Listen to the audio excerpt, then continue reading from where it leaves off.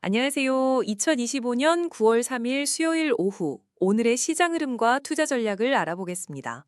현재 글로벌 시장은 복잡한 불확실성 속에서 높은 변동성을 보이고 있는데요. 먼저 오늘 한국 증시의 흐름부터 자세히 살펴보겠습니다. 코스피는 현재 3,100에서 3,200선 박스권 내에서 횡보하는 모습을 이어가고 있습니다. 종가 기준으로는 고가나 저가 부근에서 마감하는 경우가 많아 투자 심리가 다소 불안정한 모습이었어요. 외국인 투자자들은 박스권 하단에서 매수로 돌아섰지만 이 매수세가 연속적으로 이어질지가 관건입니다. 특히 삼성전자에 대한 연속 매수 여부가 지수의 향방을 결정할 중요한 요소가 될 것 같습니다. 코스닥 시장은 이동평균선들이 한데 모여 있어서 조만간 한쪽 방향으로 크게 움직일 가능성이 높다고 분석되고 있고요.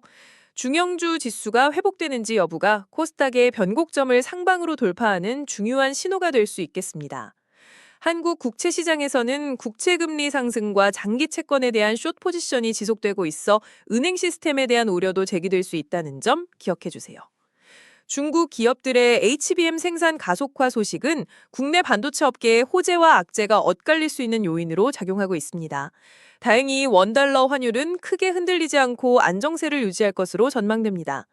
U 플러스 해킹 이슈는 해소되면 빠른 반등이 있겠지만 반복적인 뉴스가 나올 수 있다는 점도 주의해야 합니다. 9월은 추석 연휴 전 위험 회피 심리와 펀드 리밸런싱 등으로 인해 국내 증시가 박스권을 뚫기 힘든 계절적인 약세 요인이 작용하는 달이기도 합니다.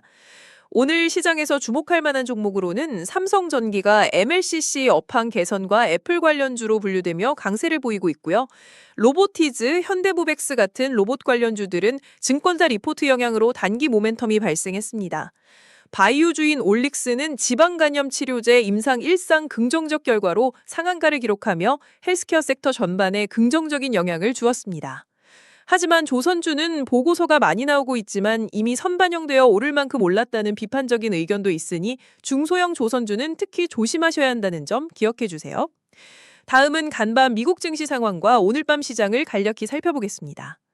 어제 미국 증시는 장 초반 관세 불확실성과 국채금리 급등으로 하락했으나 장 후반 구글의 호재성 뉴스에 힘입어 낙폭을 일부 만회했습니다. 나스닥과 S&P 500은 양봉으로 마감했지만 대부분의 시가총액 상위 종목들은 하락하는 모습을 보였습니다. 특히 트럼프 대통령의 관세 정책 불확실성과 이로 인한 국채 발행량 증가 우려가 시장을 압박하고 있는데요. 미 연방 항소법원이 트럼프 대통령의 광범위한 관세 대부분을 불법으로 판결하면서 대규모 국채 환급과 국채 발행이 필요할 수 있다는 우려가 커지고 있습니다. 트럼프 대통령은 이 판결에 불복하며 대법원 판결을 요청할 것이라고 밝혀 불확실성이 지속될 것으로 보입니다. 유럽에서는 프랑스의 재정 적자 문제가 심화되며 IMF 사태까지 언급되는 등 글로벌 채권 시장 불안정성이 커지고 있고요. 미국 30년물 국채 금리가 5%에 육박하는 등 장기물 금리 상승세가 두드러지면서 주식시장의 밸류에이션 부담이 커지고 있습니다.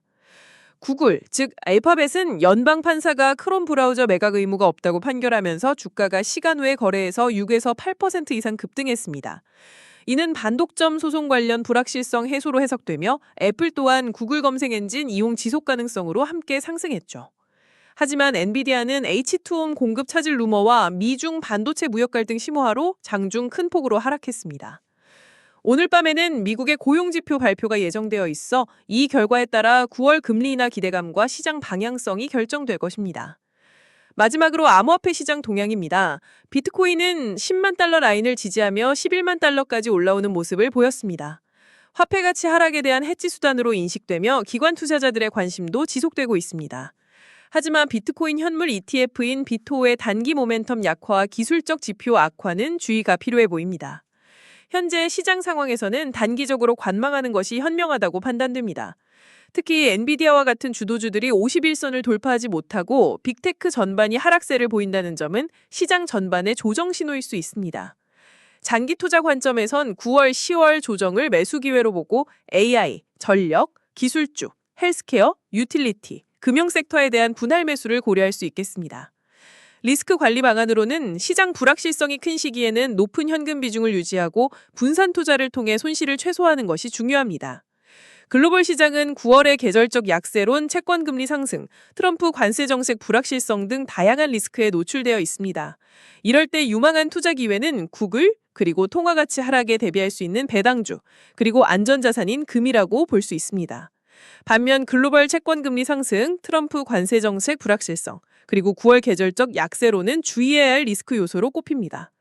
오늘 준비한 내용은 여기까지입니다. 이 내용은 AI가 작성한 것이로 투자 추천은 아니며 참고용이라는 점 다시 한번 말씀드립니다. 도움이 되셨다면 구독과 좋아요 부탁드려요.